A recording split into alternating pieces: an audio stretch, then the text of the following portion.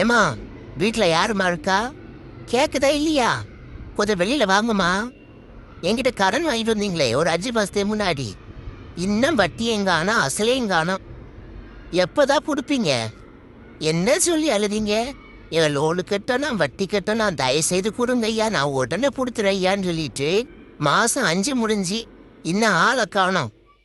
எவன்டா இங்க நாய் மாதிரி குறைச்சிட்டு இருக்கதே? என்ன சாந்தி, பணம் வாங்கும்போது பம்மிட்டு இருந்த, இப்போ உன் ஆக்ஷனே மாறுதே. யோ, என் பேரு சாந்தி இல்லையா, மாரியம்மா.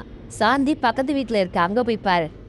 அட அட அடே, சாந்தி சாந்தமா இருக்கான்னா அட்ரஸே மாத்தி கொடுத்துட்டால. வர இதோ வர. டேய் மச்சான், எங்கடா இருக்க? வீடு ஃபுல்லா தேடியாச்சு, ஆளக்கான ஆற அரை வீடுகளை என்ன பண்ணிட்டு இருக்க? எங்கெல்லாம் உன்னை தேடுறது? சத்தம் போடாதடா, வந்துருவாவா. எனக்கு பொண்ணு பார்க்க போனது எவன்டா? நீ தானே? ஆட தெரியுமா பாட தெரியுமான்லாம் கேட்டியடா? சமைக்க தெரியுமான்னு கேட்டியா? அவளுக்கு ஒரு சுடு தண்ணி வைக்க கூட தெரியலடா.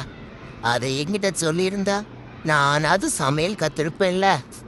எங்க எங்க இருக்கீங்க? பசிக்குதுங்க, வாங்க ஏதாவது சமைக்கலாம். என்னது சமைக்கவா? நான் மட்டும் தையில மாட்டினி என்ன ஃப்ரை பண்ணிடுவா. ஓடிடு ஓடி